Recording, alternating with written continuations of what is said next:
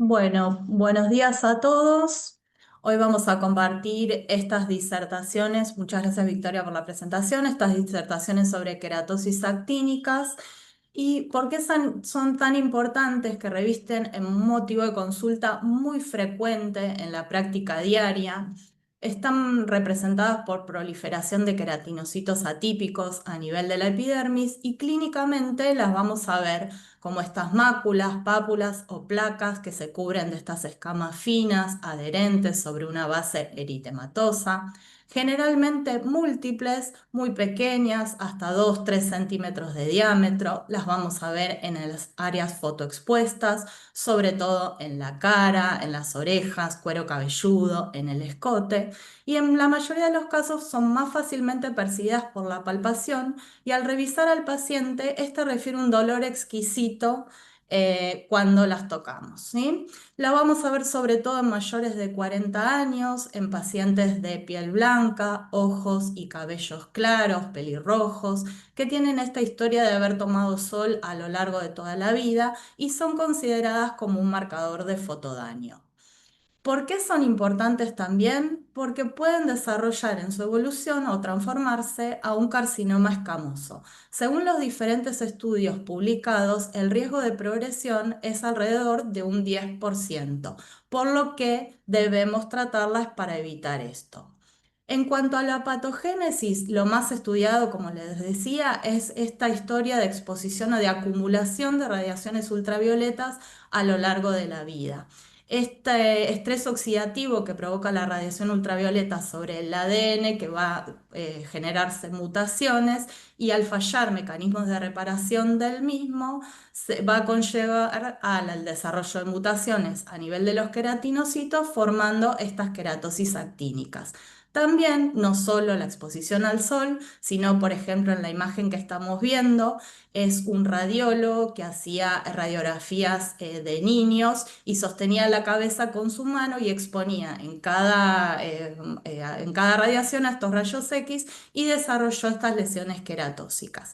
El hecho de que el paciente haya tenido otro tumor de piel previamente, que esté inmunosuprimido por una patología oncológica o en el caso de los trasplantados, también influye en el desarrollo de estas lesiones. Y el HPV, si bien su rol sigue siendo controversial, se cree que actuaría como un cocarcinógeno por interacción de las proteínas virales y todas estas mutaciones. En cuanto a los factores de riesgo, repetimos un poco, los fototipos bajos, piel, ojos, cabello claros, pelirrojos, esta exposición solar acumulada hoy nos va a quedar grabado a fuego, a estas radiaciones ultravioletas, no solo recreacionales, sino tener también en cuenta los hábitos laborales de los pacientes, aquellos que viven o han vivido en países cercanos al Ecuador por mayor exposición, si han utilizado cama solar o PUVA o algún otro tratamiento o fuente artificial de radiaciones ultravioletas, si presentan alguna genodermatosis con alguna alteración en la capacidad de reparación del ADN y en los pacientes trasplantados, sobre todo de órganos sólidos, que tienen mayor chance de desarrollar estas lesiones. Surge el concepto de campo de cancerización. Las queratosis actínicas podemos encontrar algunas así únicas aisladas, pero generalmente son múltiples y pueden afectar varias áreas fotoexpuestas del cuerpo. Y además podemos encontrar de estas lesiones visibles lesiones subclínicas o que todavía no podemos detectar. Entonces hablamos del campo de cancerización que se define como un área de piel que tiene daño actínico que está rodeando estas queratosis actínicas y que a su vez va a presentar las mismas alteraciones genéticas que presentan las queratosis. ¿Cuáles son los signos de daños actínicos? Podemos observar telangiectasias, cambios en la pigmentación, atrofia cutánea y esta textura de la piel en papel de lija o áspera. Entonces, en el campo de cancerización vamos a encontrar queratosis actínicas visibles, subclínicas y focos de queratinocitos que tienen alteraciones genéticas que solo vamos a detectar por estudios moleculares que en la práctica diaria no lo hacen, ¿sí? Es muy importante porque esto ha cambiado también y tiene una gran implicancia en la terapéutica que vamos a utilizar, como vamos a ver más adelante. En cuanto a la epidemiología, se ha visto un aumento a nivel mundial de la incidencia del desarrollo de estas lesiones en las últimas décadas, relacionadas también con un aumento en la exposición al sol, y en los países que tienen estadística refieren o publican alrededor de un 10% de la incidencia anual de estas lesiones, sobre todo en adultos mayores y también en mujeres. Como les mencioné antes, los trasplantados tienen un riesgo mayor de desarrollar, por la inmunosupresión, de desarrollar queratosis actínica y a su vez el riesgo de transformación a un carcinoma escamoso aumenta muchísimo más, cercano a un 40%. En cuanto a la clínica, las podemos clasificar según su aspecto en queratosis hipertróficas o hiperqueratósicas, que tienen un gran componente queratósico, queratosis actínicas atróficas, donde si hacemos una biopsia en los bordes vamos a ver una atrofia epidérmica. Algunas clasificaciones incluyen el cuerno cutáneo dentro de las queratosis, otras las incluyen ya dentro del carcinoma escamoso. Queratosis actínicas verrugosas, pigmentadas, como es el caso de la imagen, donde vemos una mácula hiperpigmentada queratósica que no tiene este eritema que veíamos en las otras lesiones, y liquenoide, que parece una queratosis actínica común, pero tiene un marcado eritema. Y esto se traduce en la histopatología que se acompaña de un infiltrado liquenoide. Existe la clasificación de Olsen, pero es para cada lesión individual y tiene en cuenta el grosor y el grado de hiperkeratosis. La divide en 3 grados: el grado 1 un eritema y esa sensación áspera, hasta el grado 3 con una marcada hiperkeratosis sobre una base eritematosa no infiltrada. El tema es que si tenemos que hacer esta clasificación en la práctica diaria a cada lesión, y en la mayoría de los casos múltiples, no es muy útil o muy práctica. Las imágenes, las técnicas de imágenes nos van a ayudar en el día a día, la dermatoscopía con ese patrón característico en fresa. Si tenemos acceso a una microscopía confocal, se puede ver la disrupción del patrón en panal de abejas característico, y la OCT también nos va a ayudar a identificar estas queratosis. En cuanto a la clasificación histopatológica, hay varias. Hoy les traje esta, que es la de Roeber-Hoover, que tiene en cuenta la extensión intraepidérmica de estos queratinocitos atípicos, si están del tercio inferior a comprometer todo el espesor de la epidermis, pero si bien, o sea, no tiene una correlación con la clasificación clínica y todavía no está bien establecido si tendría un valor pronóstico o de poder relacionarlo con el grado de transformación a un carcinoma escamoso. ¿Es necesario biopsiar estas lesiones? Generalmente en la práctica diaria el diagnóstico va a ser clínico, pero ¿cuándo nos planteamos hacer una biopsia? Si tenemos dudas, es mejor hacer una biopsia. Preferible biopsiar una queratosis actínica además que por ahí dejar un carcinoma escamoso a su libre evolución. Si es una lesión sangrante, ulcerada, si viene creciendo muy rápido, si tiene más de 1 o 2 centímetros, y si hemos realizado tratamiento y no responde a lo que nosotros esperamos con esos tratamientos.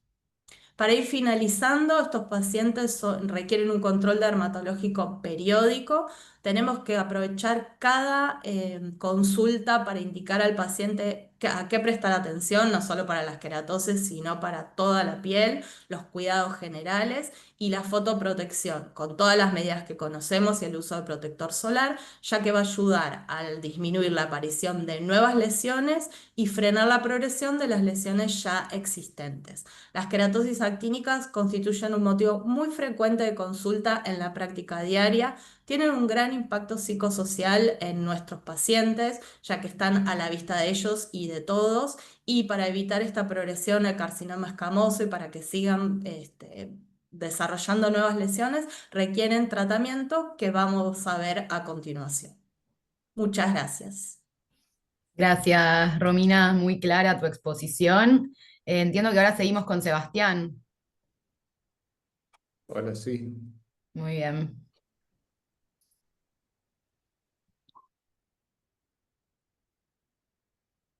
Hola, buenos días a todos.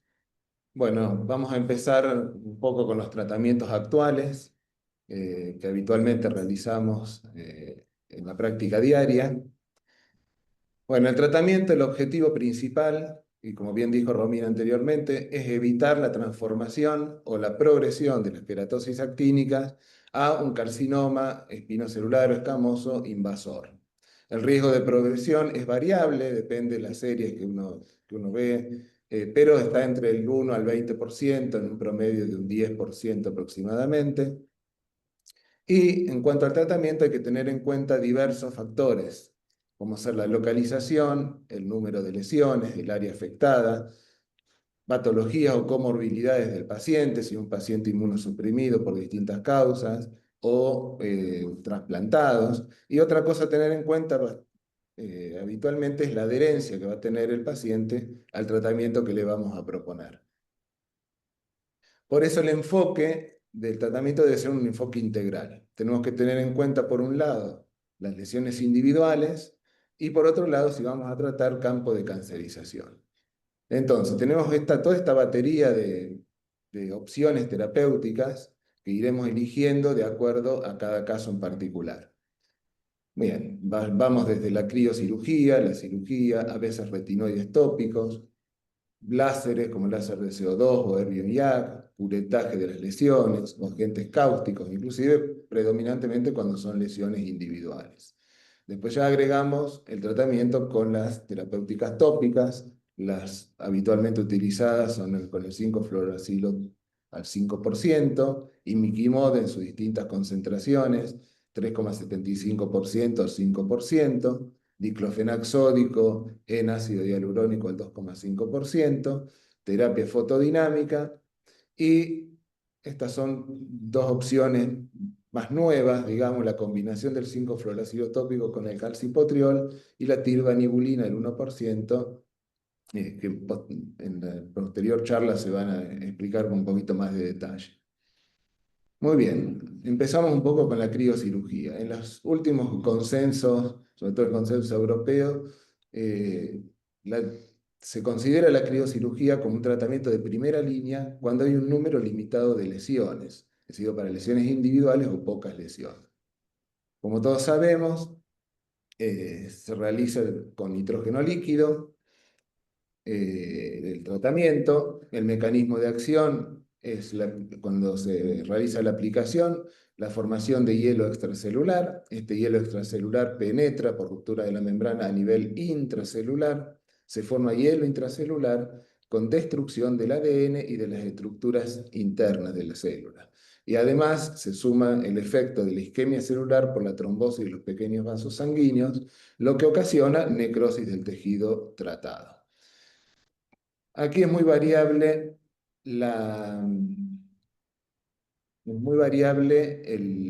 los tiempos, depende mucho también del operador, depende de la experiencia de cada uno, pero básicamente cuando son lesiones queratosis actínica leves o con ligera hipertrofia muy leve, se hacen 2 o 3 ciclos de congelación, tiempo variable de 5 a 20 segundos cada uno. Recordemos que el tiempo de descongelación, en general, para que sea efectivo, debería ser el doble del tiempo de congelación.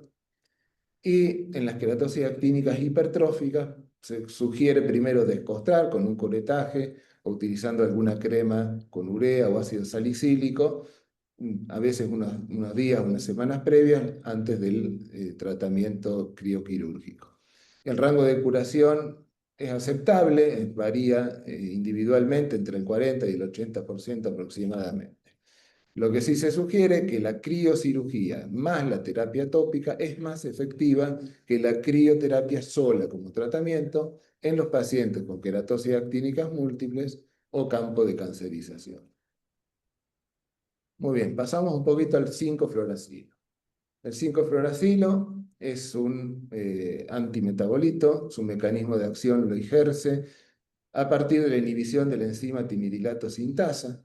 Esta enzima, sus metabolitos interfieren con la síntesis de ADN por un lado, deteniendo la división celular.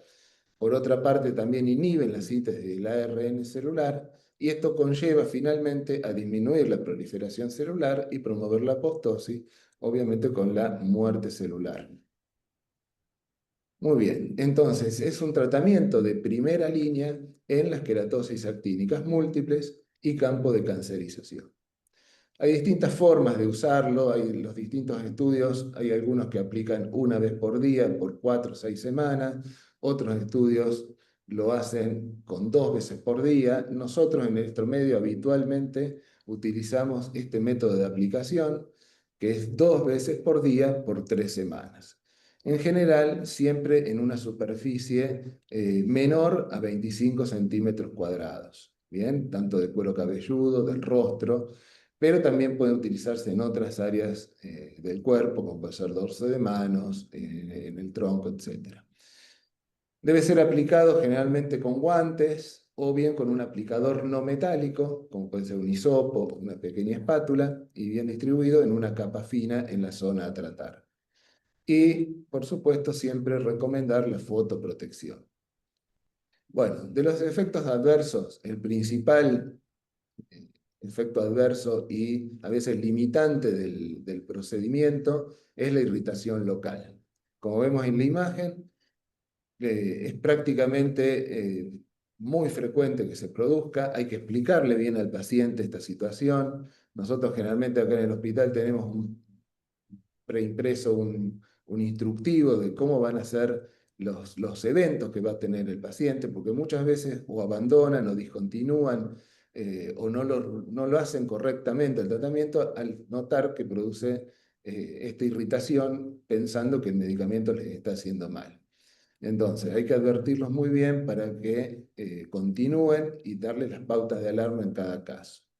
Muy bien, en esta secuencia vemos un poquito lo que ocurre aproximadamente, si bien pueden ser variables los tiempos, en general entre la primera y segunda semana de iniciada la terapéutica, empiezan a hacerse más evidentes las lesiones subclínicas. Bien, aproximadamente entre la segunda y la tercera semana de aplicación se observa ya un eritema más marcado, con descamación, y que este va progresando hacia la finalización de del tratamiento con una irritación bastante más marcada, que puede durar hasta los 10 días posteriores de finalizada la misma aproximadamente. Y en condiciones habituales, a partir de o hasta la cuarta semana posterior al finalizado el tratamiento, la piel vuelve a una normalidad, digamos, relativa. Bien, entonces estos eventos hay que explicárselos al paciente para que estén advertidos del procedimiento. Muy bien, pasamos un poquito entonces a la otra droga de uso tópico, que es el imiquimod, en sus distintas concentraciones, de 3,75 al 5%. Su mecanismo de acción es un agonista del receptor Toll-like 7. Esto genera una cascada de citoquinas locales, es un inmunomodulador tópico, entonces genera interferón gamma, interferón alfa, factor de necrosis tumoral alfa y la interleuquina 12, generando respuesta celular, inflamación y finalmente lleva a la apoptosis de las células tumorales.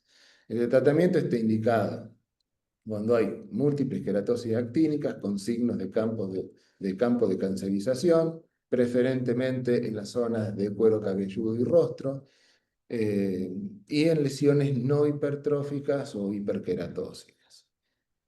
Muy bien, entonces, el modo de uso también es un poco variable de acuerdo a la experiencia de cada lugar, de cada centro o individual. Al 5% generalmente está indicado para áreas menores a 25 centímetros cuadrados. Se utiliza 3 veces por semana en días alternos separados por 4 o 6 semanas, aunque también muchas veces se utiliza 5 veces por semana por 4 semanas.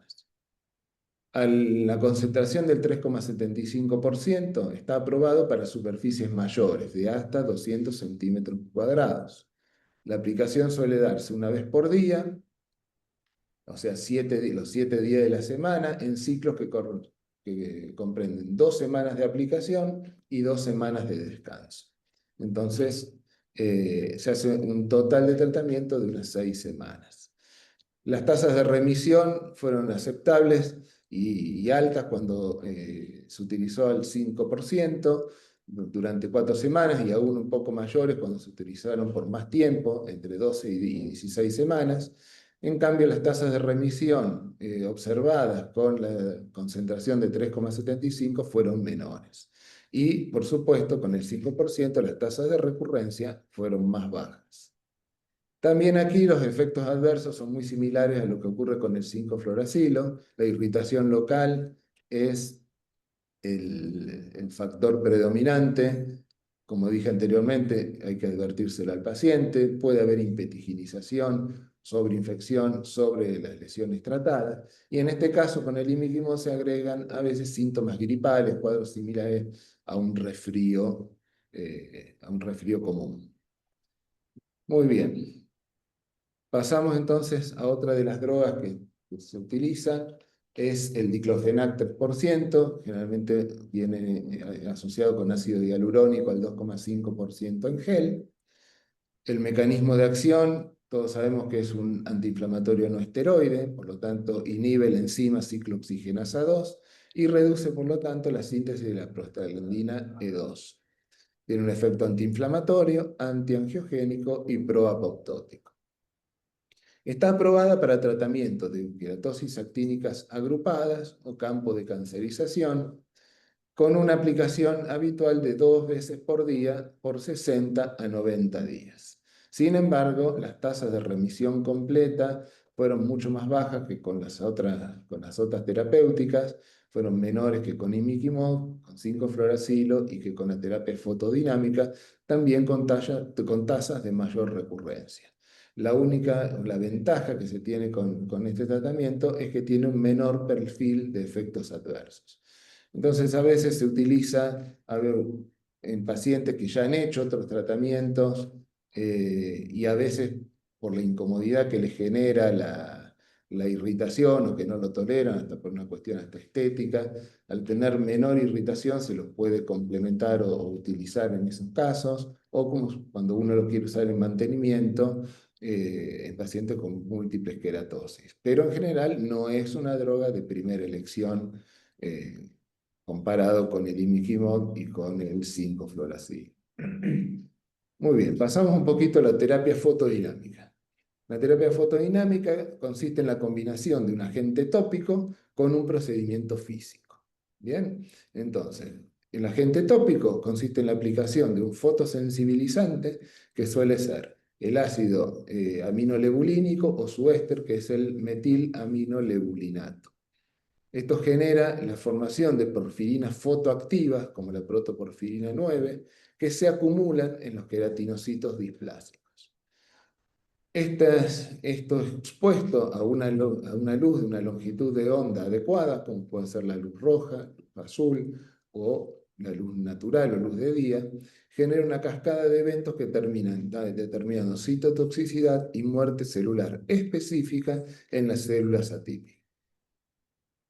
Muy bien. El modo de uso es en la terapia fotodinámica convencional, se coloca o bien la crema con metilaminolebulinato al 16%, oclusivo 3 horas antes aproximadamente de la exposición lumínica, con el el ácido aminolebulínico generalmente 3 o 4 horas antes a la emisión lumínica. Bien, se hacen en 1 o 2 sesiones. Últimamente se está utilizando también la terapia fotodinámica con luz de día, que es una alternativa prácticamente indolora. Ahora después en la próxima diapositiva les voy a mostrar el principal factor limitante durante el tratamiento es el dolor que se produce sobre todo con la exposición lumínica. Entonces, habitualmente con la terapia con luz de día se coloca previamente se hace una fotoprotección química, se coloca la crema con mal o ala 1 a 2 horas antes de la exposición a la luz de día durante 2 horas. Tiene que haber condiciones meteorológicas adecuadas, como se marca aquí abajo, preferentemente de marzo a octubre, temperaturas mayores a 10 grados centígrados y con cielo despejado o algo nublado. Muy bien, los efectos adversos, como les comenté recién, Las reacciones cutáneas con la terapia fotodinámica convencional son prácticamente inevitables: eritema, descamación, erosiones y costras. Y el dolor durante la fase de iluminación es el factor limitante del procedimiento.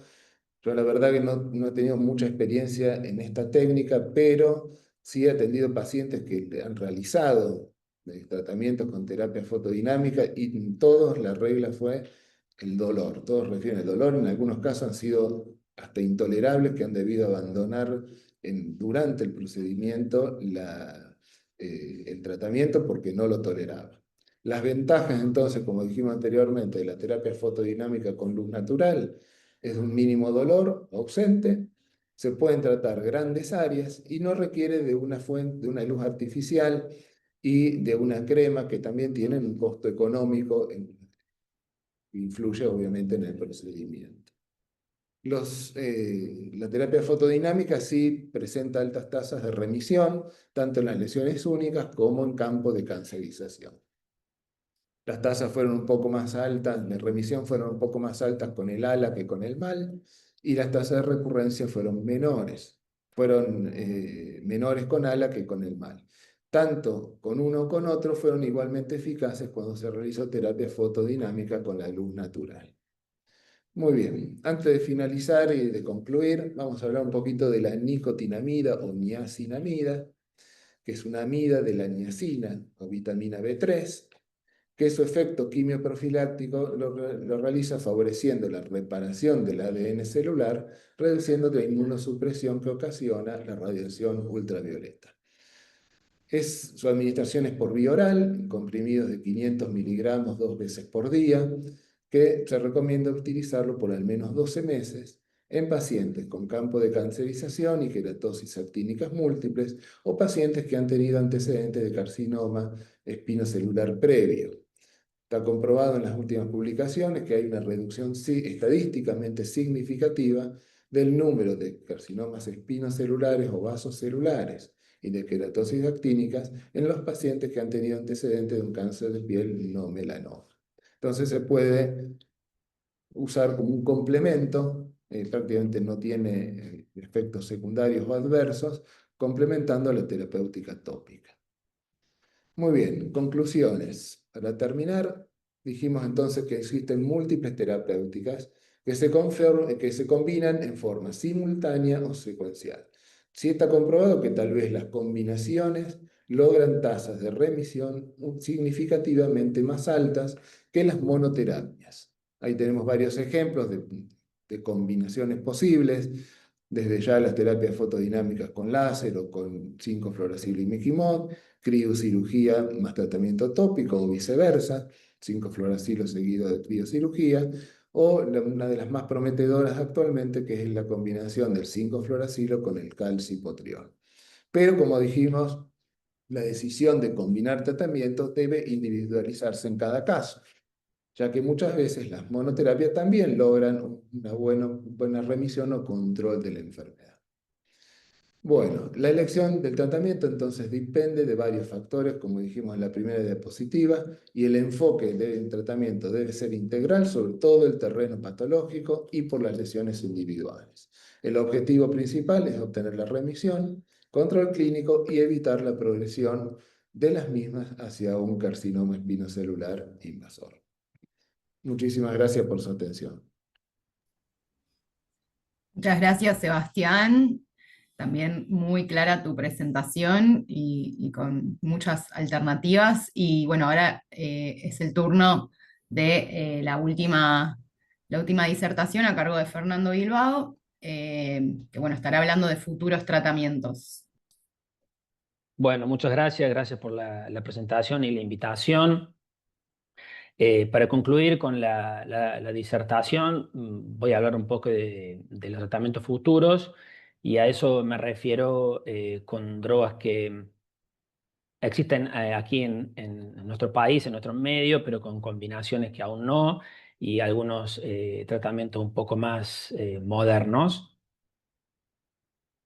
En este caso, destacar la combinación del 5-fluoracilo con otros agentes.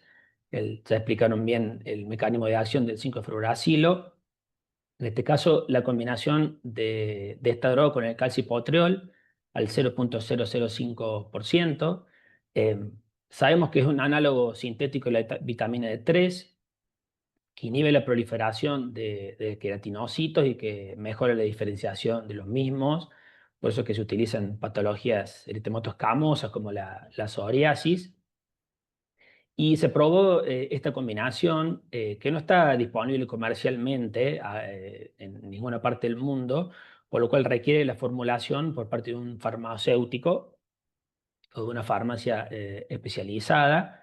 Es un régimen corto, donde se aplica 2 veces por día durante 4 días, con efectos adversos, ya bien descritos, siempre intensos, eritema, ardor y descamación. Y en un estudio que se realizó, la conclusión fue que la combinación del calcipotriol y 5-fluoracilo versus vaselina demostró un aclaramiento completo de un 62% contra el 8% y un aclaramiento parcial del 82% versus el 11% de las lesiones de cuero cabelludo y de rostro, lo cual resultó muy positivo. Otra combinación de 5-fluoracilo en una formulación que ya sí existe en el mundo, es con ácido salicílico al 10%, utilizada en pacientes con queratosis actínica grado 2 y 3, justamente aprovechando el efecto queratolítico del ácido salicílico, aplicado una vez al día durante un máximo de 12 semanas, con buena respuesta a las 6 semanas de tratamiento. Aumentó la satisfacción del paciente por la disminución de la tasa de reacciones cutáneas adversas, que fueron leves a moderadas, siempre las mismas, eritemas, costra y ardor, fundamentalmente y más prevalentes al día 21 del tratamiento. Y un estudio realizado informó 6 semanas de tratamiento con esta combinación que se asoció con un mayor aclaramiento histológico, 62%, contra la criocirugía, un 42% a las 12 semanas. Un estudio también se realizó del imiquimod al 3,75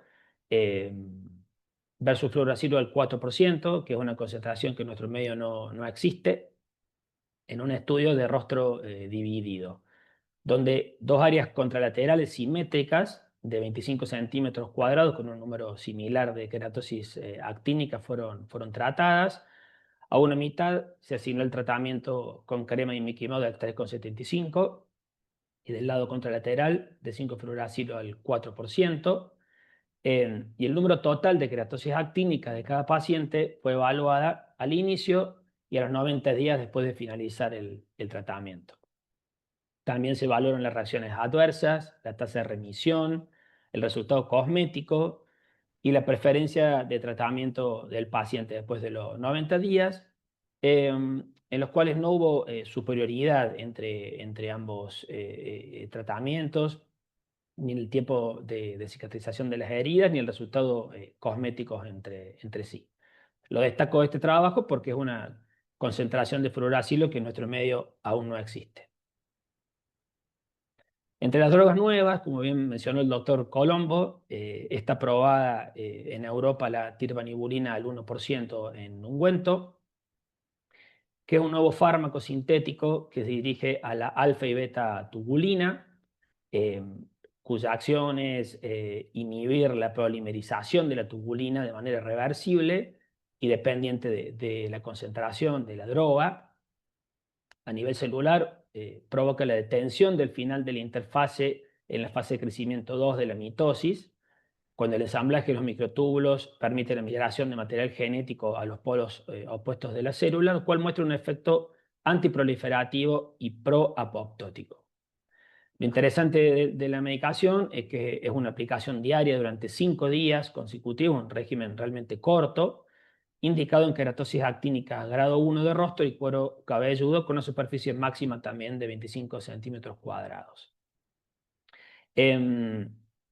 Bueno, debido al régimen corto y a que tiene menos reacciones adversas que los medicamentos aprobados previamente, resultó que es una droga que tiene muy buena tolerancia, lo cual permite el cumplimiento del tratamiento de nuestros pacientes. Los efectos adversos locales en este régimen corto ocurren entre el día 2 y 10, con una mediana de inicio del día 7 y una resolución también rápida a los 5 días. Las reacciones adversas, eritema, descamación y prurito fueron las que sucedieron. Y la diferencia de esta droga con los fármacos actuales es básicamente la menor producción de estas citoquinas proinflamatorias, como el factor de necrosis tumoral alfa y la interleuquina 8, que es lo que muestran los fármacos actuales. En cambio, la tirbanibulina solo aumenta ligeramente la interleuquina 8 con la dosis más alta. Esto es lo que explica la menor gravedad de las respuestas cutáneas locales. De todas maneras, aún faltan algunos estudios sobre el cumplimiento, la eficacia y la relación costo-efectividad en comparación con tratamientos aprobados, pero es el último medicamento que fue desarrollado para tratar las queratosis actínicas. Desde el punto de vista de la tecnología, los láseres fraccionados infrarrojos son los que se vienen utilizando hace un tiempo, entre ellos los láseres no ablativos, como el de Erbium Glass, el de Thulium, el Erbium YAG y el láser de CO2, los cuales generan una cuadrícula no contigua de lesiones térmicas ablativas, en el caso de los láseres de Erbium YAG y de CO2, y no ablativas intercaladas con la piel intacta circundante. Previamente se utilizaban hace años atrás los láseres ablativos y no fraccionados, los cuales generan un daño muy grande. Y en este caso, esto de los láseres fraccionados permite lograr un daño más controlado del área tratada, con menos riesgo de complicaciones y una más rápida recuperación. Los láseres fraccionados ablativos, el Erbium YAG y el CO2, lo que realizan es una destrucción fototérmica de la epidermis y dermis superficial. Al generar una destrucción de estas capas de la piel, se proponen 3 mecanismos de acción en la mitigación de la formación de queratosis actínicas. Una es la eliminación de las células epidérmicas dañadas por el ADN, con una repitelización posterior con células no dañadas, una reducción de la senescencia de fibroblastos y un aumento de la activación de la vida del factor de crecimiento similar a la insulina 1 a partir de la aparición de fibroblastos no senescentes y el inicio de efectos inmunomoduladores a partir de eso. Y los láseres fraccionados no ablativos, como el Erbium Glass y el Thulium, esos no generan destrucción fototérmica de la epidermis y dermis superficial, sino una coagulación en la dermis superficial, ya que no generan destrucción, donde no hay eliminación de células epidérmicas dañadas por el ADN, pero sí mejoran el microambiente protector dérmico hacia las células epidérmicas, justamente reemplazando los fibroblastos senescentes de la dermis papilar por fibroblastos no senescentes, los cuales secretan este factor de crecimiento similar a la insulina, que activan el receptor de los queratinócitos, induciendo mecanismos de protección celular y reparación del ADN. Siguiendo con el uso de la tecnología, en este caso hay artículos sobre la combinación de la terapia fotodinámica con luz roja y el ácido aminolegúnico al 10%, con estos dispositivos de microagujas, lo cual permiten el drug delivery, es decir, el paso de las drogas a partir de estos canales que generan estos equipos.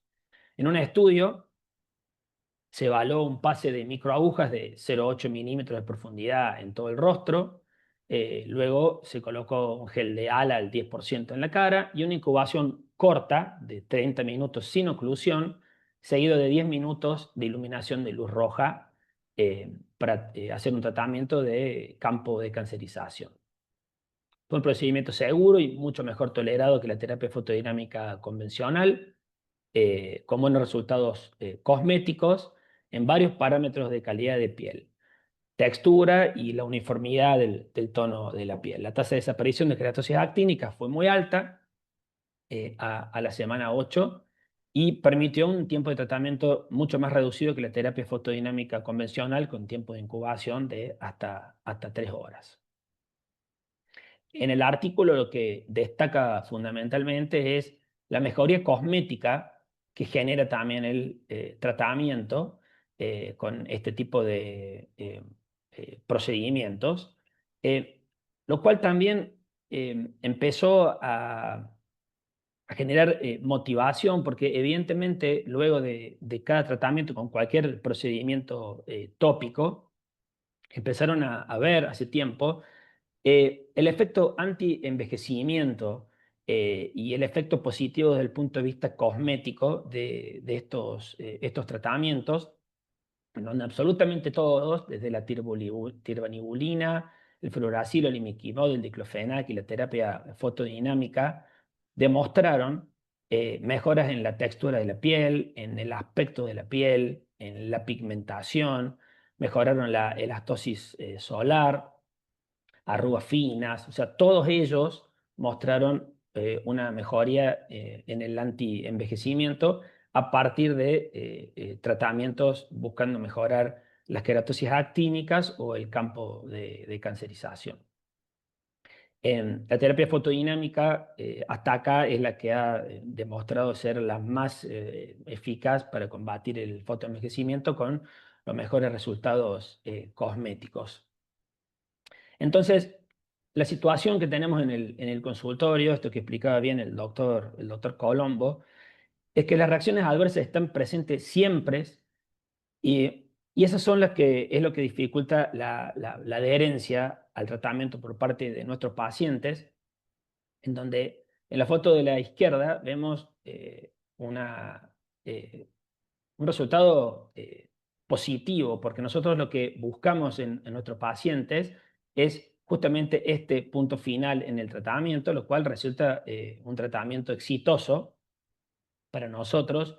A la derecha tenemos la imagen de una paciente con un tratamiento exitoso con diclofenac al 3.75, pero claro, esta sonrisa que nosotros vemos acá no es la que el paciente tiene cuando ingresa al consultorio, porque realmente dificulta mucho la vida social, la vida laboral, en cuanto a lo que uno ve en el paciente, cómo el paciente se siente, de tal manera que siempre vamos a tener que adaptar el tratamiento a cada escenario, evaluando la vida social de los pacientes, la edad, el sexo, el trabajo, los viajes, y bueno, siempre va a ser lo que vamos a tener que tener en cuenta para determinar cuál será el mejor tratamiento. Todos los estudios que van haciendo sobre combinaciones, sobre drogas nuevas, e intentando buscar tratamientos cortos para que el paciente se adhiera y tratamientos que generen menos reacciones adversas para que los pacientes no se sientan tan incómodos, ¿no?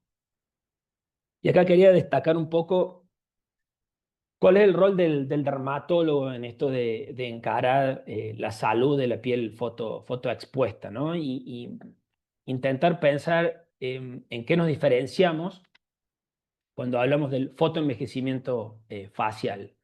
Creo que, y estoy convencido, siempre lo comento, y creo que nos pasa a todos, esto de una especialidad tan opinada, una especialidad tan invadida, y que realmente estos de los activos vinculados al skincare, al cuidado de la piel, como la vitamina C, la niacinamida, moléculas patentadas por laboratorios. Los laboratorios siempre nos comentan de estas moléculas exclusivas, que en definitiva terminan siendo promocionados por influencers, dermatólogos, influencers que no lo son, y la industria farmacéutica también, ¿no? Y la importancia de utilizar medicamentos de prescripción médica, que en el caso nuestro, que sería lo que nos diferenciaría un poco del resto, ¿no? Porque cuando hablamos de fotoenvejecimiento facial, hablamos de un envejecimiento extrínseco, que es el de la piel debido a la exposición acumulada a la luz ultravioleta, la luz visible, la luz infrarroja, los cuales se suman al envejecimiento cronológico, ¿no? Que es lo que da lugar a estos cambios prematuros en la apariencia asociadas a la edad. Y el fotoenvejecimiento genera toda esta lista que está a la izquierda en la imagen, que también se complemente con el envejecimiento cronológico. Los tratamientos actuales, recomendados por absolutamente todo el mundo, va de la mano de los antioxidantes como la niacinamida, la vitamina C, vitamina E, coenzima Q10, que bien demostrados están que eliminan radicales libres de oxígeno con aumento de la síntesis de colágeno, reducción de la inflamación, disminución de la formación de metaloproteinasas de la matriz celular y mejoría en la piel, en su situación de barrera, pigmentación y arrugas, pero los tratamientos dermatológicos que tenemos a mano hace muchos años son los retinoides, que no son de venta libre, y que son las herramientas que tenemos nosotros como dermatólogos, son medicamentos que debemos prescribir nosotros, que son como el punto principal a los cuales deben rodear el resto de los medicamentos, que aumenta la síntesis de colágeno, también disminuyen la formación de las metaloproteinasas, están descritos que reducen el número de queratosis actínicas, léntigos, que mejoran la hiperpigmentación moteada y las arrugas finas, como la tretinoína y el adapaleno. La tretinoína es decenas de veces más potente que sus precursores como el retinol. Esto está bien claro. Entonces, apareció una inquietud personal el año pasado, lo cual conversé con Marcelo, acerca de la posibilidad de utilizar el 5-fluoracilo a bajas dosis en el cuidado de la piel para combatir el fotoenvejecimiento, tratar de incorporar un medicamento de prescripción médica y para pacientes con fotodaño, pero sin queratosis actínicas ni antecedentes de cáncer de piel. ¿Por qué? Porque todos los estudios realizados siempre son sobre campo de cancerización, esto que aclararon bien anteriormente, sobre estos pacientes que ya están diagnosticados con queratosis actínicas y entendemos que la piel que rodea las queratosis actínicas está fotodañada, pero vemos muchísimos pacientes en el consultorio que tienen fotodaño, altísimo fotodaño, pero que todavía no tienen queratosis actínicas y no están dentro de ese grupo que podemos considerar de campo cancerizable. Entonces, a partir de la tecnología, de la evaluación digital que podemos hacer de nuestros pacientes con equipos como en este caso el Vicia, donde podemos evaluar concretamente el éxito o no de resultados, como en este caso este paciente con un melasma, en donde podemos objetivar claramente, como dije antes, el éxito con parámetros concretos de la mejoría. En este caso, esta paciente, el equipo nos presenta que tiene una edad cronológica de 37 años, pero la edad real, en base a estos parámetros, la edad de la piel es de 39, y posterior al tratamiento, fíjense cómo nosotros con un tratamiento convencional para melasma, con láseres y medicamentos despigmentantes, nada nuevo, pero nosotros con estos equipos podemos realmente objetivar concretamente la mejoría de todos los parámetros de su piel como para reducir bueno, minimizar su situación en este caso, ¿no? Entonces, estos pacientes como esta, con clarísimo signo de fotodaño, pero ninguna queratosis actínica, ni cáncer de piel, no melanoma en su historial, con un análisis facial que marca profundo fotodaño, con una edad cronológica de 43 años y una edad en su piel de 47. Otra paciente con un clarísimo fotodaño, sin queratosis actínica, sin antecedentes de cáncer de piel, donde el análisis facial también nos coloca esta barra roja, en donde encuentra todos los parámetros negativos y para poder mejorar. Una edad absolutamente diferente en cuanto a su edad cronológica y a la edad de su piel. Tercera y última paciente, a modo de ejemplo, con todos estos parámetros negativos y una piel muy fotodañada. Entonces, ¿por qué no pensar que podemos hacer un tratamiento intentando mejorar a estas pieles previo a que vengan a la consulta con lesiones de queratosis actínica. Entonces, bueno, se ocurrió un protocolo que está en estos momentos desarrollándose, de fotografiar 40 pacientes. Ya tengo 50 en realidad, pero la idea era fotografiar 40, entre 45 y 55 años, con fotodaños, sin antecedentes de queratosis actínica ni carcinoma de piel no melanoma, pero con signos objetivables de fotodaño. Incorporar el uso de una crema de 5-fluoracilo al 0,5% a la mitad de ellos y una de 5-fluoracilo al 1% a la otra mitad, para utilizarla 3 noches a la semana, con una crema hidratante el resto de las noches de la semana, durante el día una emulsión hidratante y protector solar 50 más, con un régimen de 6 meses, con controles fotográficos a los 2, a los 4 y al finalizar ese periodo, para evaluar la tolerancia, la aparición de queratosis actínicas, la satisfacción del paciente y mejoras en la puntuación de las imágenes. Esto empezó hace 2 meses. Les voy a mostrar una paciente que es la que primero vino a control, para que vean un resultado parcial de esto, porque evidentemente no sabemos todavía qué resultados con resultados nos vamos a encontrar. Pero bueno, llamó la atención en una imagen, la imagen con luz polarizada, ya una mejoría concreta. La paciente con este régimen de 5-fluoracilo al 1%, no tuvo reacciones adversas ni ninguna incomodidad, se sintió más cómoda, eso fue lo que ella relató. Una mejoría en la pigmentación de su piel, también con este filtro. Mejorías en la inflamación.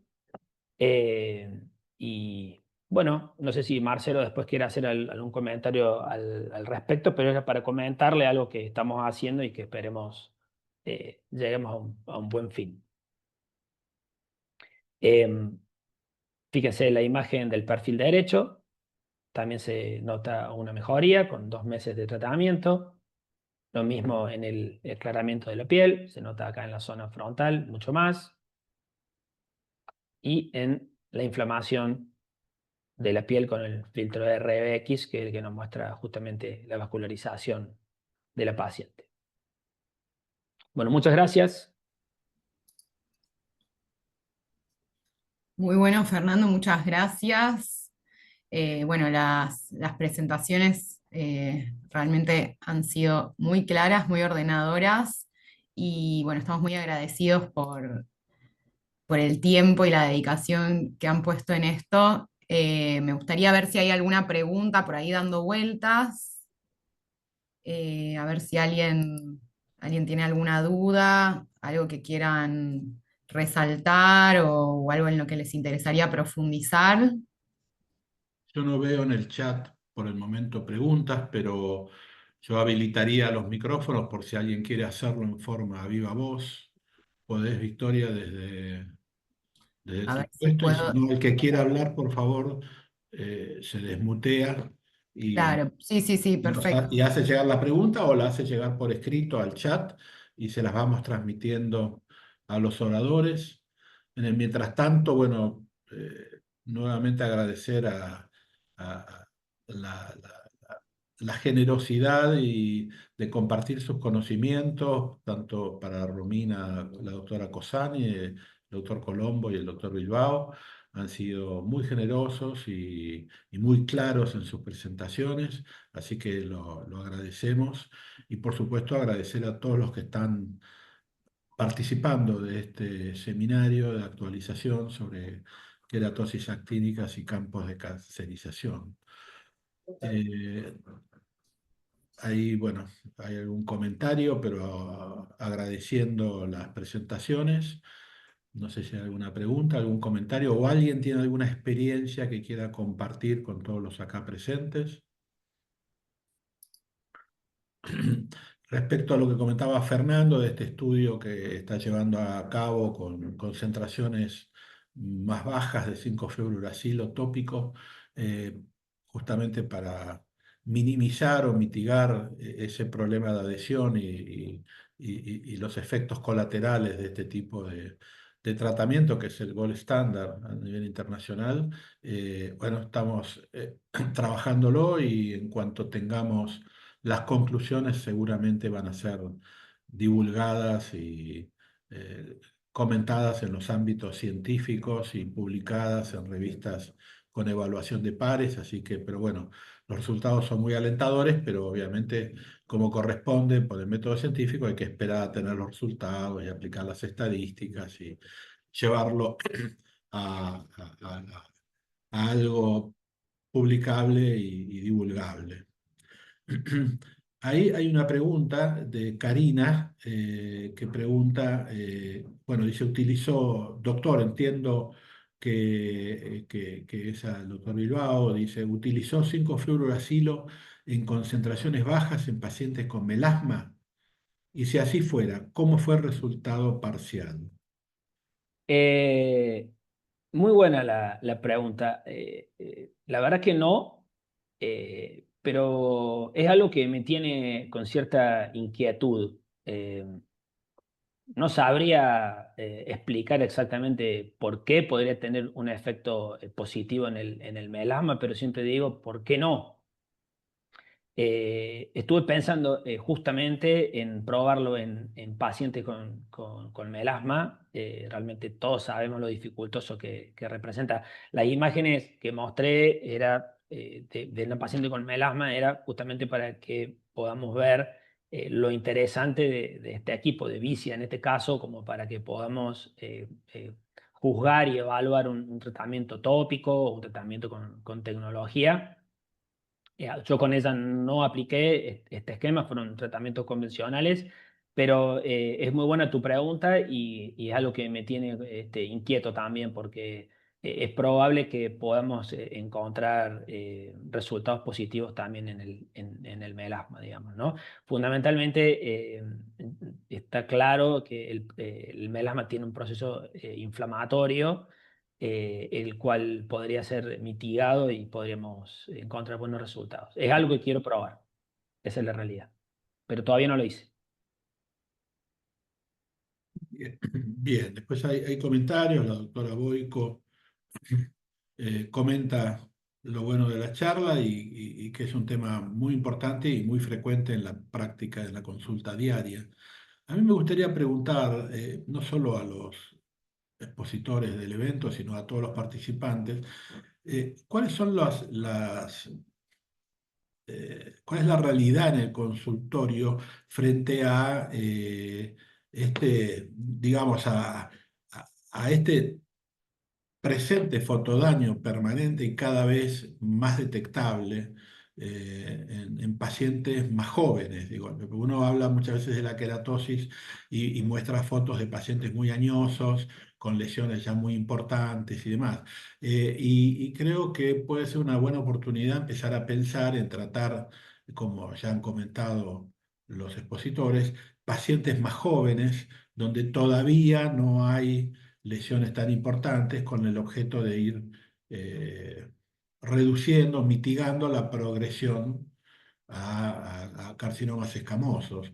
No sé desde el punto de vista del consultorio, qué problemas se encuentran para llevar a la práctica esto, si son cuestiones de tipo económicas o prácticas o resistencia de los pacientes, o en una de esas la falta de diagnóstico del campo de cancerización, ¿no? Porque entiendo que muchas veces este concepto de campo de cancerización todavía no está instalado en forma, digamos, tan significativa en aquellos dermatólogos no tan especializados en queratosis. No sé si me gustaría saber la opinión de los expositores y de todos los participantes.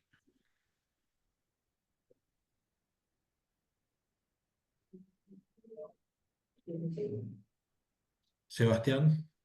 Sí, a ver, sí es verdad que vemos en personas más jóvenes ya signos más marcados de fotodaño.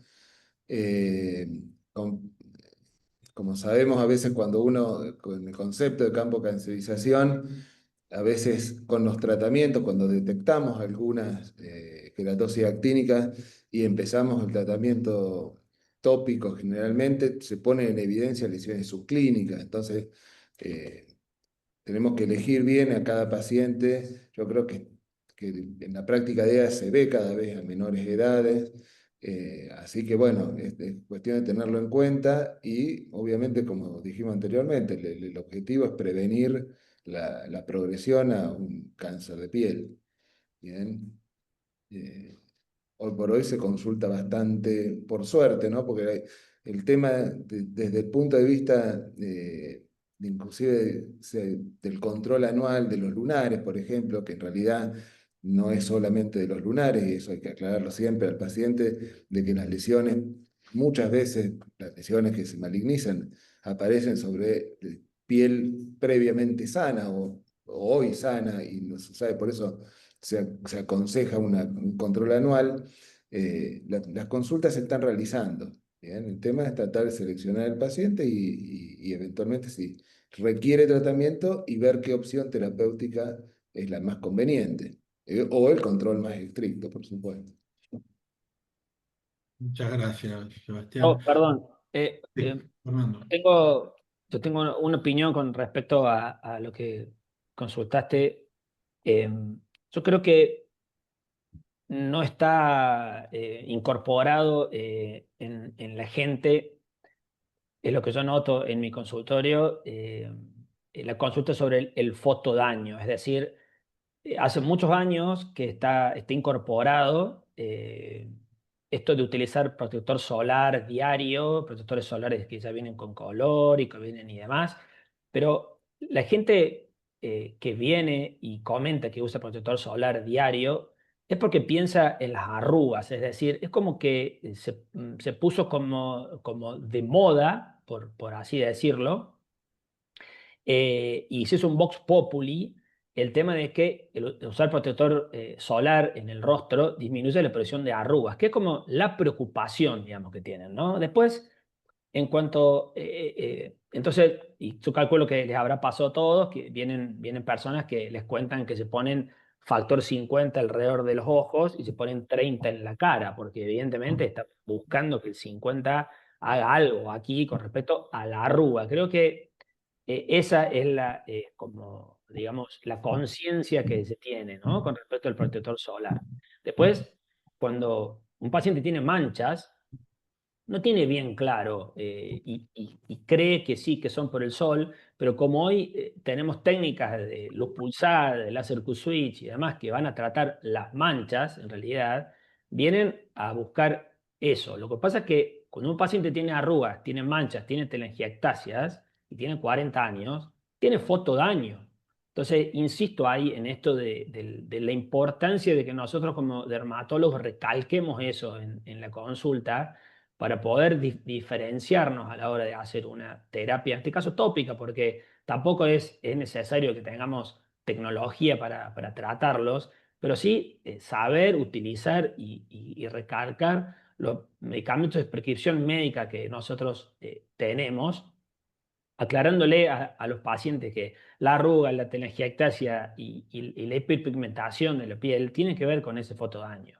Y no esperar que el paciente tenga una queratosis actínica o un vaso celular o un espinocelular en el rostro para decir, bueno, este paciente tiene, ahora estamos hablando de campo de calcinización. Sería interesante incorporarlo, digamos, nosotros en el consultorio, recalcarle que todo por lo que el paciente consulta es fotodaño y que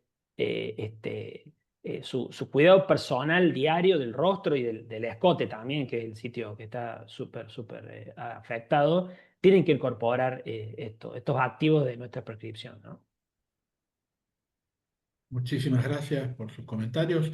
La doctora Betiana Boico, de Misiones, quiere hacer un comentario. Betiana, sería bueno si lo querés hacer en forma oral. Si, me parece que es muy interesante tu propuesta. Si no, la leo yo, pero me parece que si pudieras desmutearte y hacer la voz el comentario. No sé, Betiana, si no, mandame por chat tu comentario y yo la hago desde acá. No sé si me estás escuchando. Hola, Ahí está, Betiana, hola, gracias. Hola. ¿qué tal? Buen día. Sí, sí. Hola, ¿qué tal? Buen día, ¿me escuchan? Sí, Pasa que sí, sí, estamos con un día muy lluvioso y la señal acá por ahí puede variar en esta zona. no, se te escucha perfecto. Ah, bueno, ¿cómo están? Hermosa charla, me encantó. Sí, no, como te comentaba, nosotros en el Nordeste tenemos mucho fotodaño, muchos, pacientes jóvenes, más que nada, por ejemplo, yo tengo muchas maestras rurales, ¿sí? Que trabajan, obviamente, tienen su actividad prácticamente al aire libre, con exposición continua, y a mí, me aumentaron mucho las consultas de tanto fotodaño o lesiones actínicas a temprana edad. Em, Como ellas tienen que trabajar y la mayoría de los pacientes jóvenes tienen una vida activa, como sabemos, laboral, estos tratamientos que nosotros conocemos, bueno, los que se han expuesto hoy, que son siempre los usados en la queratosis actínica, me puse nerviosa porque no suelo hablar en público. Este, Son tratamientos muy efectivos, pero como se habló en toda la charla, son muy limitantes para el paciente, ¿no? En cuanto a su exposición social, en cuanto, por ejemplo, maestras con alumnos pequeños o de todas las edades. Entonces, yo lo que hago es planificar, por ejemplo, con el paciente, de realizar, le explico de la importancia de lo que están teniendo, le explico la importancia del cuidado del protector solar y sombreros y ropas que sombrillas, usan muchas sombrillas y ropa para que le cubran, ¿no? De la radiación solar en los horarios picos. Y planificamos los tratamientos en las épocas invernales, por ejemplo, en las vacaciones de invierno. Siempre es como el boom para este tipo de tratamientos más intensos de 5-fluoracilo o criocirugía, para pasar esta etapa de mayor irritabilidad durante las vacaciones de invierno. Y durante el año yo le mantengo con fotoliasia. Para mí, en esta zona, la fotoliasia, bueno, no sé, la más conocida acá, no sé si puedo nombrar marcas, eh, tenemos dos acá en esta zona, yo creo que en toda la Argentina, no sé si hay alguna más, las mantengo durante el año. En los momentos de mayor radiación solar, con este tipo de protección, y en el momento de, por ejemplo, en esta época del año, quieren usar quizás algo más liviano para no sentir el rostro tan pesado, porque también en nuestra zona cremas pesadas no acompañan a la adhesión del paciente a los tratamientos. Pero bueno, es una técnica mía, digamos, que tengo con la mayoría de mis pacientes para que tengan adhesión al tratamiento y puedan llevar de una mejor manera, elegir el momento de realizar el tratamiento más intenso, digamos. Ese era mi aporte. Muchísimas gracias, doctora Boyco. No sé si alguien quiere agregar algo a este comentario o algún otro tema. Hay un artículo, muchas gracias, doctora Boyco. Hay un A artículo ustedes. muy interesante que ponemos a disposición de quien que lo pueden encontrar, pero si no, no tienen más que pedírnoslo, nosotros se lo hacemos llegar, que es un consenso europeo eh, basado, digamos, en estudios interdisciplinarios para el diagnóstico, tratamiento y prevención de queratosis actínicas, que fue publicado el año pasado, en el 2024, en el European Academy of Dermatology and Venereology. Así que se los comento por si alguien aún no tuvo la oportunidad de leerlo. Es muy interesante y creo que digamos, ilustra muchísimo este tema que nos reúne en el día de hoy. Bueno, no sé si hay algún comentario más, preguntas en el chat no hay. Hay muchos comentarios agradeciendo las charlas y la claridad y la calidad de las mismas. De no haber más comentarios, yo agradezco nuevamente a la doctora Cosani, al doctor Colombo y al doctor Bilbao por habernos ilustrado y habernos enseñado tanto, y a todos los presentes por acompañarnos en este evento que, bueno, que va a ir con el tiempo, se va a seguir reforzando en esta y en otras temáticas con el objeto de mantener educación continua de nuestros colegas. Si no hay más comentarios, damos por concluida la charla y nuevamente gracias y un aplauso para todos expositores y participantes. Gracias. Bueno, Muchas gracias por la gracias a Por todos. la convocatoria. Tengan un buen día. Bueno, buen día para todos, y muchas Buen gracias. día. Quedamos en contacto y a disposición. Hasta luego.